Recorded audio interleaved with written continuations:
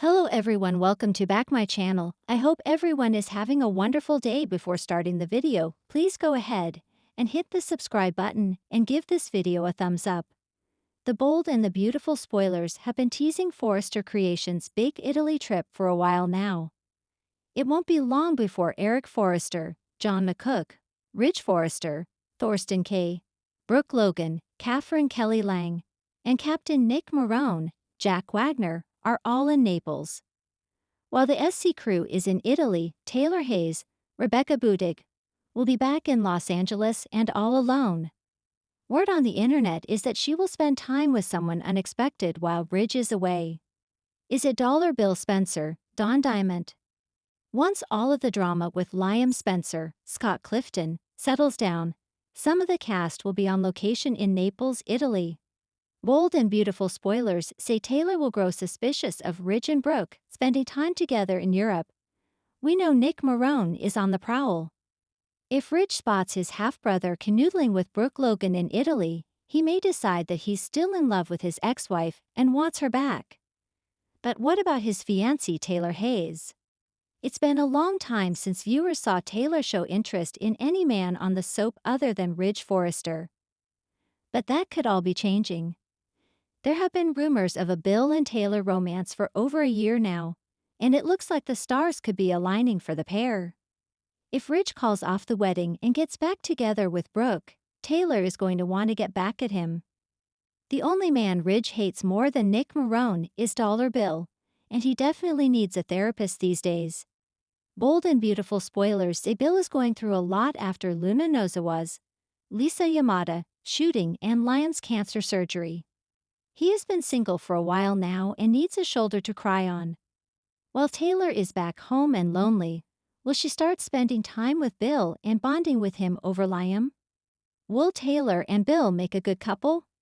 For years, Dr. Taylor Hayes has been the calm in the storm, the beacon of healing and wisdom among a sea of betrayals, affairs, and Forrester family chaos. But lately she's been drifting, a woman without a solid anchor. With Ridge once again entangled with Brooke, her children occupied by their own drama, and the psychiatric world offering her little in the way of personal fulfillment, Taylor's soul has begun to yearn for something different. But love. Taylor stopped believing in love long ago. Until now. Act I, The Lonely Heart. It began as an ordinary Wednesday morning in Los Angeles. Taylor stood in front of her kitchen window, a cup of herbal tea in hand, staring blankly into the distance. Her mind replayed the last decade, the Ridge-Brooke cycle, her futile attempts to keep Steffi grounded, the endless emotional labor she poured into patients and family alike. What had she done for herself? The silence in her Malibu beach house was deafening, so she did what any self-respecting woman on the verge of burnout would do. She booked a ticket to Sedona, Arizona. Not for a man, not for work, not even for a spa treatment. She needed space to breathe. But fate had other plans. Act I, The Man with No Past. Taylor arrived in Sedona expecting solitude. What she found was a local art exhibit nestled in a converted barn at the edge of a desert trail. She nearly skipped it. But something, maybe destiny, pulled her through those creaky doors. There, standing in front of a jagged, rust-hued sculpture, was a man who exuded silence like a poem. He was tall, salt and pepper hair tucked under a straw fedora, with kind eyes that had seen too much and lips that hadn't smiled in years. Beautiful piece, Taylor offered casually. He turned slowly and gave her a nod. It reminds me of how people hold pain in places no one else can see. Her heart skipped. They didn't exchange names right away. Instead, they walked together, contemplating shapes and shadows, talking about everything but themselves. But by the end of that visit, she knew three things. His name was Gabriel Rowan. He was a former conflict journalist turned desert sculptor. He saw through her in a way no one ever had. Act I, Conversations by Moonlight. Over the next few days, Taylor and Gabriel shared long walks, quiet breakfasts, and the kind of silences that heal instead of wound. He never pried, but when she did open up, About Ridge, her children, her past with Sheila. He listened without judgment. Gabriel, too, had lived many lives. He'd seen war zones, held dying men in his arms, and walked away from it all one day when he realized he no longer knew who he was. They were both damaged, both rebuilt, and yet, still searching. Under a harvest moon, with the red rocks of Sedona glowing behind them, Gabriel touched her hand and asked softly, "Have you ever let someone truly take care of you, Taylor? Not your patients, not your children, you." She couldn't answer. Her throat tightened. For the first time in decades, she felt seen. Act IV, Steffi's alarm bells. Back in Los Angeles, Steffi grew concerned. Her mother had extended her trip without much explanation, and when she called, Taylor was evasive. Not cold, just floating on another frequency. It unsettled Steffi. One evening, she called Ridge. "Dad, something's going on with Mom." Ridge, still mending fences with Brooke after yet another miscommunication, sighed. "What do you mean?" "She's happy," Steffi said, as if it were a suspicious symptom. "Isn't that a good thing?" "I don't know. It's not like her, not lately." Ridge's brow furrowed. Somewhere deep down, he felt a twinge of regret.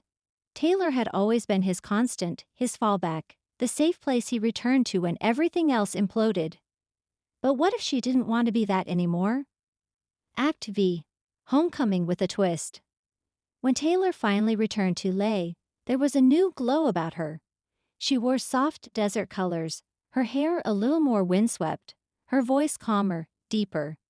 Steffi and Thomas noticed it immediately. "So, was this a find-yourself kind of trip?" Thomas asked over lunch. "You could say that," Taylor smiled mysteriously. Steffi leaned forward. "You met someone, didn't you?" Taylor blinked. "I did." The air buzzed with shock. "Who was he?" Steffi asked, almost panicked. "What does he do? Does he live here? Is he coming to LA? He's not from here." "And no, he's not moving to LA." Taylor paused. "At least, not yet." Thomas looked unsure, but Steffi stood up. "Mom, are you sure this guy's not just a rebound? After Ridge and everything?" Taylor's smile faded. "No, honey, he's not a rebound. He's a beginning." Act VI. Ridge's realization. It didn't take long for the news to travel. Brooke told Donna, who told Katie, who told Bill, who told Ridge over a game of pool at El Jardino. "Did you hear? Your ex has a mystery man." Ridge chuckled. "Taylor? Nah, she's too smart for all that." Bill smirked. Sometimes the smartest women are the ones who fall the hardest. Ridge went home that night and found himself spiraling. If Taylor was moving on, truly moving on, what did that mean for him? For the first time in his adult life, he was irrelevant in her story. Act VII. Gabriel comes to Lay. Taylor didn't plan for Gabriel to visit. But one evening, he showed up on her doorstep, carrying a duffel bag and a small sculpture wrapped in cloth. "I missed you," he said. So she let him in. Their Lay romance was more complicated. He didn't fit into the world of high fashion, gala events, and power struggles. He preferred silence over parties, long drives over red carpets. But he loved Taylor. And she, despite her fear, was falling in love right back. At Forrester Creations, whispers began. "Did you hear about Taylor's new man? He's not even in fashion." Steffi must be livid. But Taylor didn't care. Act VII. A past revealed.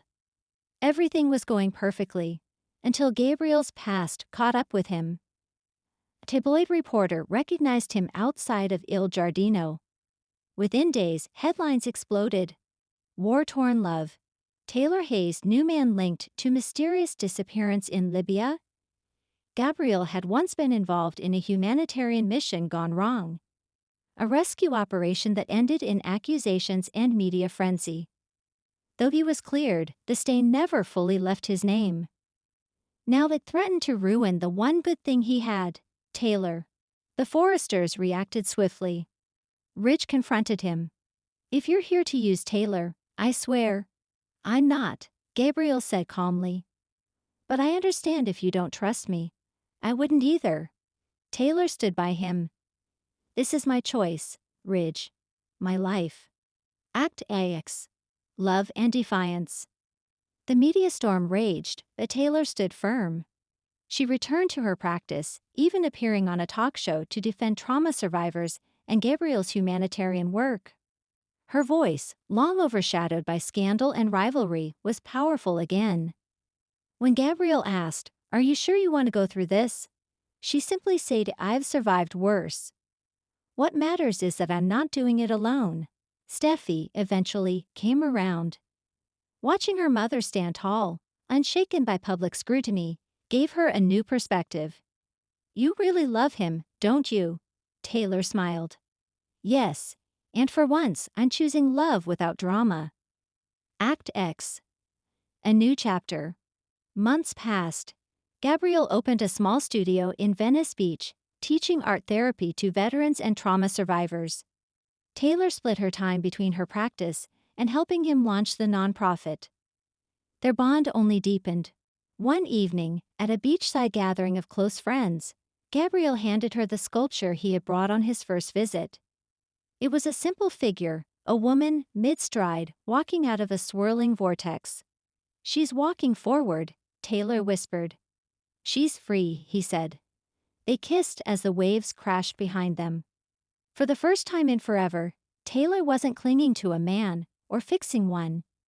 She was with someone who saw her, all of her, and walked beside her, not in front or behind.